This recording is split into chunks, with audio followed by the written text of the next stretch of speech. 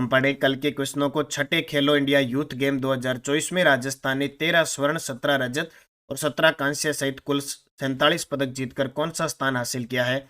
पांचवा, 1 फरवरी 2024 को भारतीय वायु सेना की सूर्य किरण की ओर से एयर शो का आयोजन नाल, बीकानेर।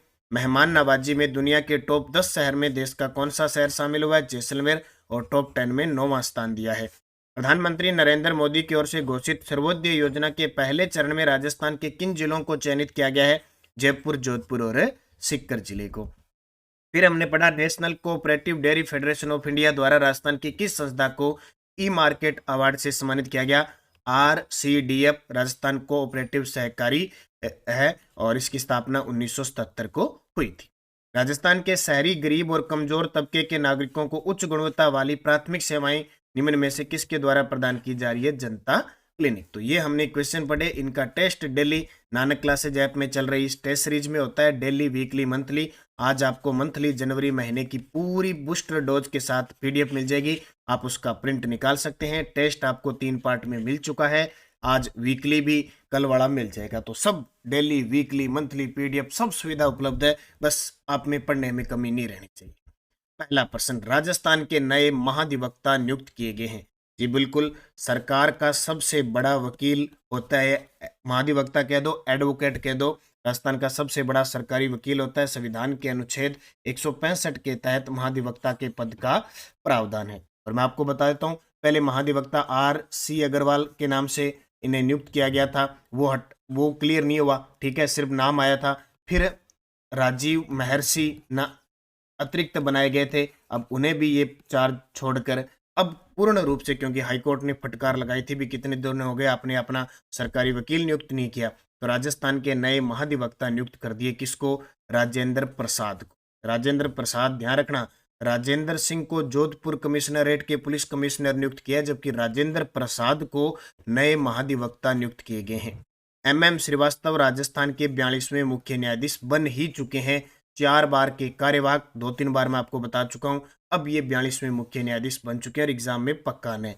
इससे पहले महाधिवक्ता थे महेंद्र सिंह सिंघवी। अब करें स्टार्ट। देखो, राजस्थान 16वीं विधानसभा के पदाधिकारी देखो, राज्यपाल है कलराज मिश्र, विधानसभा अध्यक्ष है वासुदेव देवनानी, प्रोटेम स्पीकर है कालीचरण सराफ बने थे, मुख्यमंत्री भजनलाल शर्मा, उप मुख्यमंत्री दिया कुमारी और प्रेमचंद बेरवा, विपक्ष के नेता टीकाराम जूली। कौन है विपक्ष के नेता? टीकाराम जूली। मुख्य सचेतक जोगेश्वर गर्ग, मुख्य सचिव सुधांश पंत, महाधिवक्ता राजेंद्र प्रसाद और हाईकोर्ट के 42वें मुख्य न्यायाधीश MM श्रीवास्तव। आज इनकी राजस्थान में कौन क्या की एक छोटी सी आपको क्लास मिलेगी, आप उस क्लास को देख लेना। दूसरा प्रश्न, जोधपुर में भारत के साथ 12 देश की एयरफोर्स अगस्त महीने में किस युद्धाभ्यास में भाग लेगी? बहुत इंपॉर्टेंट, लगातार युद्धाभ्यास पे, यानी एक हफ्ते में 2 दिन हम बात करते करते हैं। तो जोधपुर में भारत के साथ लगभग 12 देशों की एयरफोर्स है, वो अगस्त महीने में इस युद्धाभ्यास को करेगी। उसका नाम होगा तरंग शक्ति 2024। क्या नाम होगा? तरंग शक्ति 2024। देखो, अभी साडा तनसेक भारत और सऊदी अरब के बीच महाजन बीकानेर में चल रहा है। डेजर्ट साइक्लोन भारत और UAE के बीच महाजन बीकानेर में हो गया, और महाजन बीकानेर में भी होने की संभावना है भारत और जापान के बीच धर्मघर्जन। तो आने वाले एग्जाम में संयुक्त अभ्यास से प्रश्न आएगा। भारत के साथ 12 देश की एयरफोर्स जोधपुर में तरंग शक्ति 2024 युद्धाभ्यास करेगी। उनमें प्रमुख है USA, France, UK, Australia, Japan, UAE, यानी बड़े बड़े देशों की ये वायुसेना युद्धाभ्यास करेगी। कहाँ पे? जोधपुर में। और क्या नाम? तरंग शक्ति 2024। क्या नाम? तरंग शक्ति 2024। और ये प्रस्तावित है अगस्त में, ये आपको याद रखना है। तीसरा प्रश्न, इराक में होने वाली एशियाई कप स्टेज फर्स्ट टूर्नामेंट के लिए भारतीय तीरंदाजी टीम में राजस्थान के किन खिलाड़ियों का चयन हुआ है? जी बिल्कुल, इराक में होने वाली Asia cup stage first tournament के लिए। और ऐसे प्रश्न पेपर में आते हैं। अभी कुछ दिन पहले UAE के अंदर, रियाद के अंदर हुई थी सऊदी अब घुड़सवारी प्रतियोगिता, और उसमें हमारी जो घुड़सवार है दिव्या कीर्ति सिंह राठौड़, उन्होंने 3 पदक जीते थे, और अभी असिस्टेंट प्रोफेसर में पूछा, इसलिए इनको याद रखने हैं। तो इराक में होने वाली Asia cup stage first tournament के लिए भारतीय तीरंदाजी टीम में राजस्थान के किन खिलाड़ियों का चयन हुआ है? तो एक का नाम है पीयूष जोशी और एक का नाम है प्रिया गुर्जर। यानी पुरुष वर्ग में पीयूष जोशी बीकानेर के और महिला वर्ग में प्रिया गुर्जर का सिलेक्शन हुआ है। और श्याम सुंदर स्वामी बीकानेर के पैरा तीरंदाज हैं, तो बी और सी इसका उत्तर हो जाए। देखो, इराक में 19 से 24 फरवरी 2024 को होने वाले Asia cup stage first tournament के लिए भारतीय तीरंदाजी टीम में राजस्थान के पुरुष खिलाड़ी बीकानेर के तीरंदाज पीयूष जोशी और राजस्थान की महिला खिलाड़ी प्रिया गुर्जर को शामिल किया गया। इन दोनों को याद रखना। अब इन पे नजर रहेगी कि अगर पदक लेके आते हैं तो निश्चित हमारे लिए गौरव की बात होगी। तो पीयूष जोशी और राजस्थान की महिला खिलाड़ी प्रिया गुर्जर। शिक्षा विभाग की जनवरी माह की रैंकिंग में कौन सा जिला प्रथम स्थान पे रहता है? कुछ दिन पहले हमने दिसंबर की पढ़ी थी। दिसंबर में हमने ये पढ़ा कि चूरू टॉप पे और 33वें स्थान पे जयपुर, यानी क्या, अंतिम रैंक पे। अब शिक्षा विभाग ने जनवरी माह की रैंकिंग और जारी कर दी। इसमें टॉप पे रहा है कोटा। टॉप पे कौन सा रहा है? कोटा। और अंतिम स्थान पे रहा है 12। कोटा टॉप पे, अंतिम स्थान पे 12। हर एक माह की रैंक जारी होती है तो वापस जारी कर दी। तो राजस्थान स्कूल शिक्षा परिषद की ओर से साला दर्पण पर उपलब्ध डाटा के आधार पर हर माह की रैंक जारी की जाती है। जनवरी माह की रैंकिंग में कोटा जिला पहले, जबकि 12 जिले अंतिम स्थान पे रहा। दिसंबर माह की रैंकिंग में चूरू पहले स्थान पे, जबकि अंतिम स्थान पे जयपुर रहा। अब स्कूल शिक्षा विभाग की बात आती है तो 15 फरवरी को सूर्य नमस्कार जो होगा उस दिन होगा।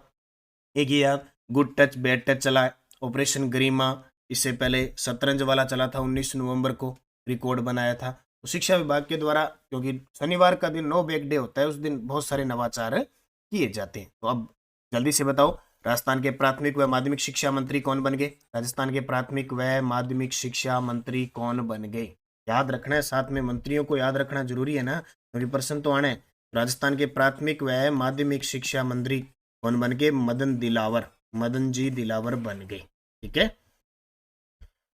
5 नंबर प्रश्न, जिला परिवार कल्याण व स्वास्थ्य सेवाओं में कौन सा जिला प्रदेश भर में प्रथम स्थान पे रहा है? जिला परिवार कल्याण व स्वास्थ्य सेवाओं में कौन सा जिला प्रदेश भर में प्रथम स्थान पे रहा है? तो ये रहा है बाड़मेर।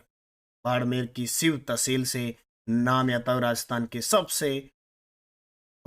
सबसे युवा विधायक बाड़मेर से कौन? जल्दी से बताओ कमेंट करके।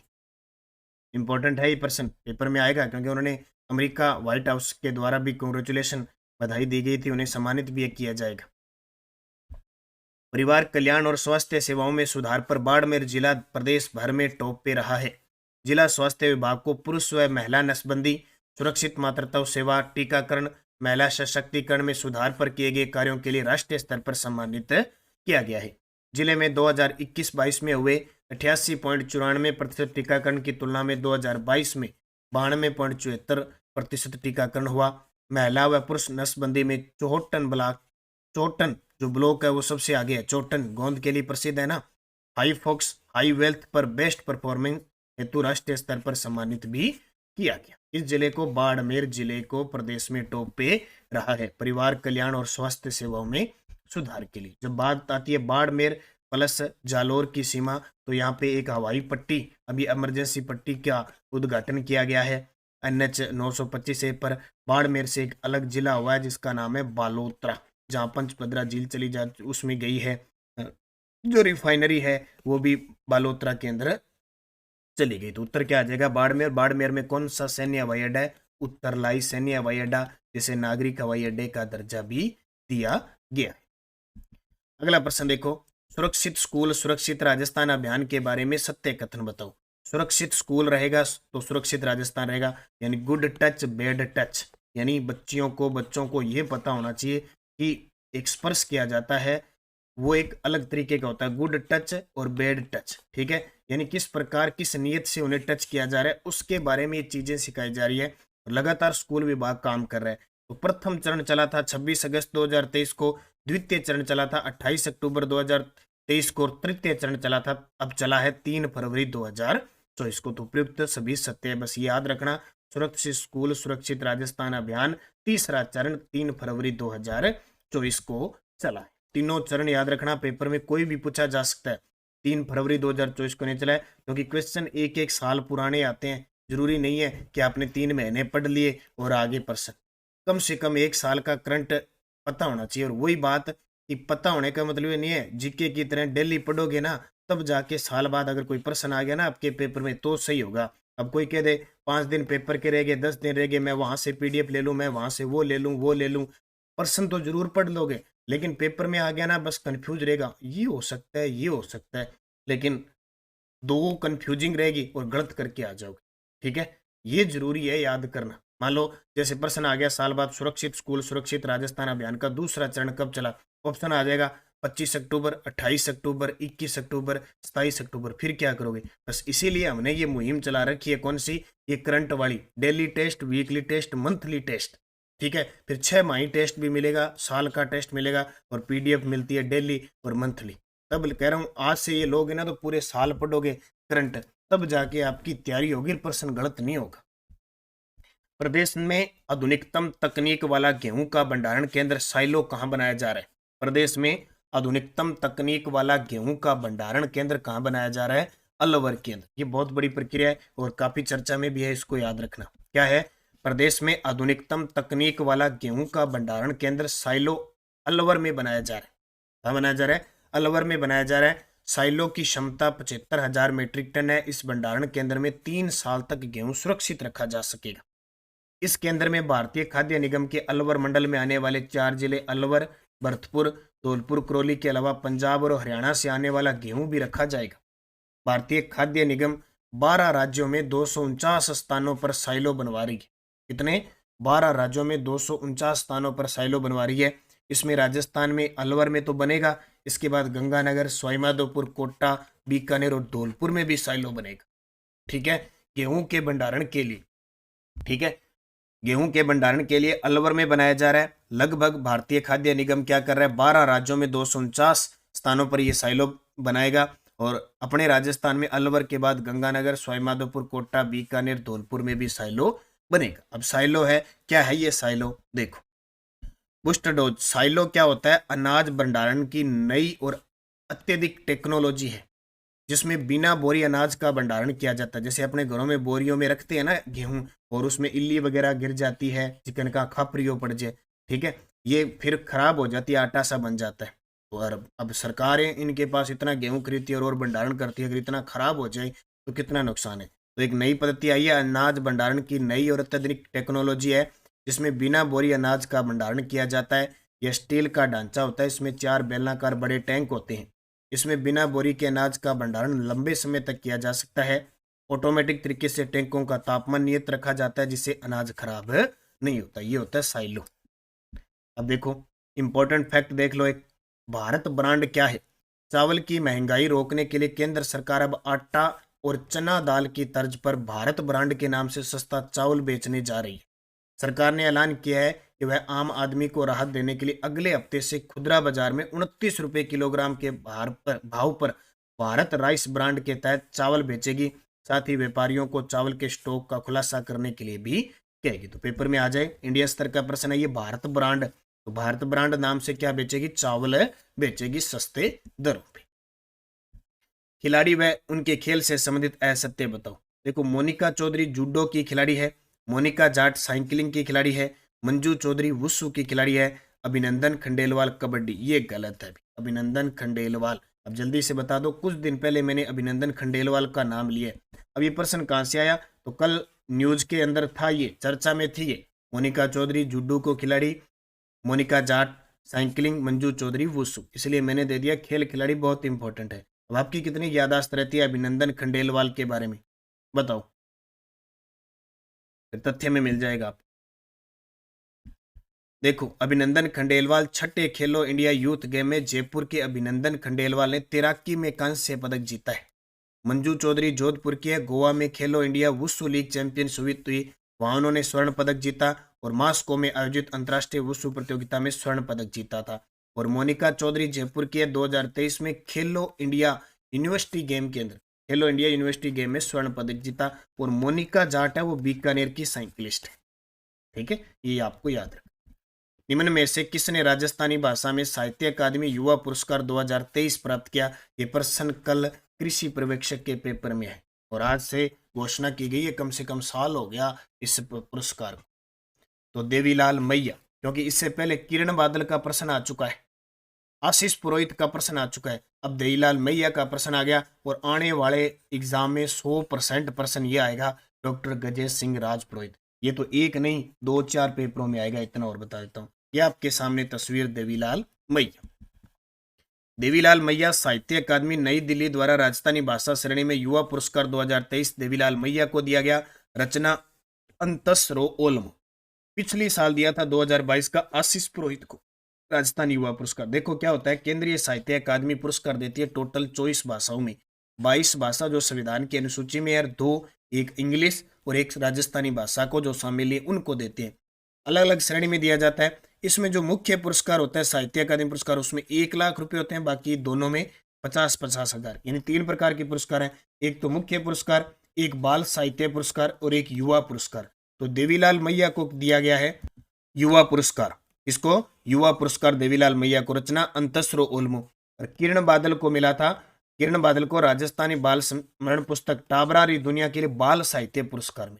ये 2 तो फिक्स है, पेपर में आ चुके हैं। अब ये तीसरा अभी आएगा, डॉक्टर गजेश सिंह राजपुरोहित जोधपुर के हैं। राजस्थान काव्यकृति पलकती प्रीत को केंद्रीय साहित्य अकादमी का सर्वोच्च अवार्ड दिया। और ये प्रश्न 100% आएगा, फिक्स है। देख लो, अब ज्यादातर ये प्रश्न आता है केंद्रीय साहित्य अकादमी, और जब जब जिनको मिला है वो प्रश्न कब भी आ सकते हैं। तो मैं बूस्टर डोज देता हूँ, इंपॉर्टेंट फैक्ट आपके लिए, बहुत इंपॉर्टेंट फैक्ट है। राजस्थानी भाषा श्रेणी में केंद्रीय साहित्य अकादमी प्राप्त क्या 2022 का मिला था कमल रंगा अलेखू अम्बा के लिए, पता नहीं कितनी बार प्रश्न आया। 2021 का मिला था मिथेश निर्मोही को मुक्ति के लिए। 2020 का मिला था डॉक्टर भंवर सिंह सामोर को संस्कृति री सनातन दीठ। अब ये इनकी जो रचना है ना, जिनके लिए दिया है, ये आपको कला संस्कृति के हिसाब से भी प्रश्न पूछा जा सकता है। बोले अलेखू अम्बा किसकी रचना है, मुक्ति किसकी रचना है। 2019 में रामस्वरूप किसान को दिया था बारीक बात के लिए। 2012 में दिया था आईदान सिंह बाटी आंख हीरा हरियल सपना। ये प्रश्न कई बार आता है, इंपॉर्टेंट बता रहा हूं मैं। फिर 1979 में डॉक्टर चंद्र प्रकाश देवल को पागी के लिए, ये देखो पागी बहुत बार रचना आती है। 1977 में सत्य प्रकाश जोशी बोल बारमली। 1976 में कन्हैया लाल सेठिया को लिलटांस के लिए। 1975 में मणि मधुकर पग फेरो। और 1974 में विजय दान देता बातारी फुलवारी खंड के लिए, जो 14 खंडों में विभक्त है। ये प्रश्न आते हैं गाते नहीं है, देख लो। इन्हें केंद्रीय साहित्य अकादमी के पुरस्कार मिल चुके हैं। तो ये प्रश्न बहुत इंपॉर्टेंट है, कल एग्जाम में आ चुका है।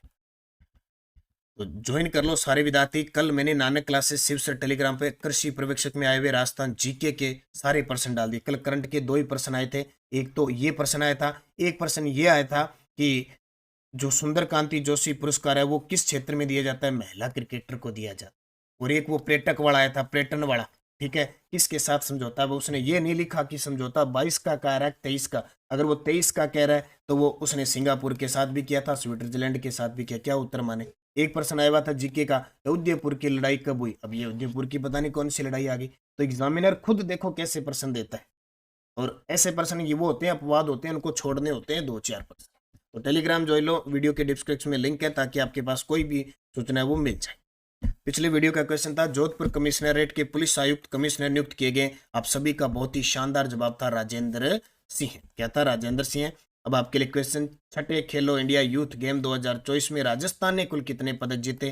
13, 17, 47, 66 जवाब आपको देना है, और कौन से पदक तालिका में स्थान मिला उसका जवाब भी देना है। पिछले वीडियो के क्वेश्चन थे, हनुमानगढ़ जिला किस संभाग में आता है, तो बीकानेर में। 2015 में मृदा स्वास्थ्य कार्ड योजना की शुरुआत सूरतगढ़ श्री गंगानगर से। इस संप्रदाय की प्रधान पीठ शाहपुरा में है। रामसनई संप्रदाय की डाबड़ा कांड डिडवाना कुचामन में कब हुआ, 1947 में। और 17वीं वन रिपोर्ट के अनुसार न्यूनतम प्रतिशत वन वाला जिला जोधपुर। इनकी व्याख्या मैं आपको पूरे एक साथ करवाता हूँ संडे के दिन। आज मैं इनकी व्याख्या पूरी करवा दूंगा और क्वेश्चन भी आपको दूंगा, 4 ऑप्शन उनके उत्तर देने। अब आपके लिए 5 क्वेश्चन जो कल कृषि पर्यवेक्षक में आए थे। हॉल ऑफ हीरोज जोधपुर के किस बाग में स्थित है। राजस्थान में किस स्थान पर अनार का उत्कृष्टता केंद्र स्थित है। बिश्नोई संप्रदाय के प्रवर्तक अरवार बांध किस नदी पे है और किसे भारत के टाइगर मैन के नाम से जाना जाता है। ये कल कृषि पर्यवेक्षक में आए थे। वैसे मैंने सारे की सारी क्विज टेलीग्राम पे डाल दी, आप उसे